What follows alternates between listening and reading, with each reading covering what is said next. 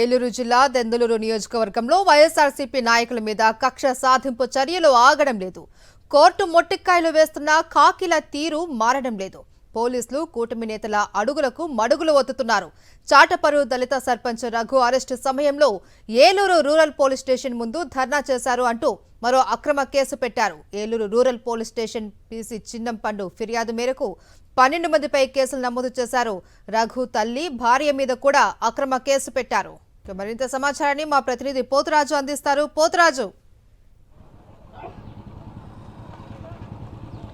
మహేశ్వరి ప్రధానంగా చూసినాక దెందులూరు నియోజకవర్గానికి సంబంధించి కూడా అయితే అబ్బాయి చౌదరికి సంబంధించినటువంటి పొలంలో కూడా గెలలకు వస్తున్నటువంటి తరుణంలో అడ్డుకున్నటువంటి టీడీపీ నేతల దౌర్జన్యకాండపై ఇప్పటికే అక్రమ కేసుల పర్వం కూడా కొనసాగుతుందని చెప్పొచ్చు. చూస్తే నిన్నటైనా పోలీసులకు సంబంధించి కూడా అక్రమ కేసుల విషయంలో కోర్టు మొట్టికాయలు వేసినా కానీ వాళ్ళ తీరు కూడా ఏమాత్రం మారట్లేదు. నిన్న సంబంధించి కూడా ఎవరైతే దళిత సర్పంచ్ ఎవరైతే ఉన్నారో చాటపరుకు సంబంధించిన రఘు ఎవరైతే ఉన్నారో అతను కూడా పలు పోలీస్ స్టేషన్ తిరిగి ఇబ్బంది పెట్టారు. అదే తరుణంలో కుటుంబ సభ్యులు ఎవరైతే ఉన్నారో రైతు తెల్లవాళ్ళు కూడా పోలీస్ స్టేషన్ కూడా పడిగాపులు పడ్డారు. దళిత సర్పంచ్ సంబంధించి విడిపించాలని చెప్పని పూర్తిగా వేడుకున్నారు. అయినా కానీ చూస్తే కానీ ఎవరైతే స్టేషన్కి వెళ్ళారో వారి మీద కూడా రివర్స్గా పోలీస్ స్టేషన్కి వెళ్ళినటువంటి వైఎస్ఆర్సీపీ నాయకులు కానీ చాటపరు రఘుకు సంబంధించినటువంటి తల్లి మార్తమ్మ కానీ ఎవరైతే భార్య జ్యోతి ఉందో వారిపై కూడా అక్రమ కేసులు పెట్టారు. ఈరోజు చూస్తే కనుక 12 మందిపై చూస్తే ఎవరైతే మాజీ ఏఎంసీ చైర్మన్ ఉన్నటువంటి అప్పన్న ప్రసాద్ కానీ అప్పన్న ప్రసాద్ సంబంధించి మరేపు వడ్డీ కార్పొరేషన్ చైర్మన్ ఎవరైతే ఉన్నారో అతని మీద కూడా కేసులు నమోదు చేశారు. దీనికి సంబంధించి కూడా ఇక్కడ ఉన్నటువంటి ఏదైతే చంద్రపూడి నియోజకవర్గానికి సంబంధించిన ఇన్ఛార్జి మరేపు దళిత నాయకులకు సంబంధించిన కామరపోటకు సంబంధించినటువంటి ఏరియాలో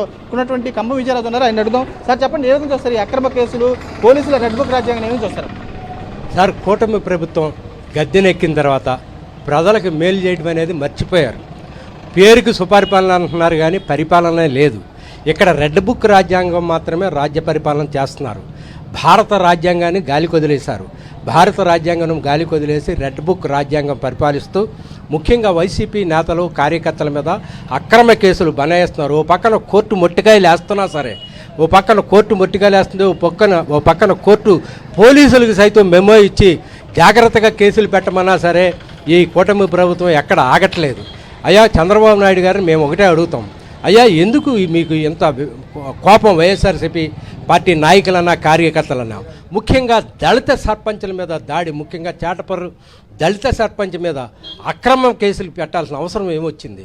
పైగా వారి సర్పంచ్ మీద కాకుండా వాళ్ళ తల్లి వాళ్ళ కుటుంబ సభ్యుల మీద అక్రమమైన కేసులు పెట్టి వాళ్ళని అరెస్ట్ పాలు చేయటం, పైగా అనేకమైన పోలీస్ స్టేషన్ల చుట్టూ తిప్పటం.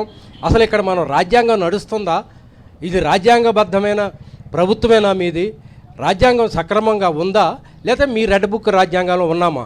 ఏం చేస్తున్నాం ఇది? ఈ దౌర్జన్య కాండకు ఇప్పుడైనా సరే చంద్రబాబు నాయుడు గారు మీరు చరమగీతం పాడండి. ఈ రెడ్ బుక్ రాజ్యాంగాన్ని వదిలేయండి, ప్రజలకు మేలు చేయండి, సుపరిపాలన అందించండి. పురుషులు కూడా వీళ్ళతో కూడా స్పష్టం చేస్తున్నారు.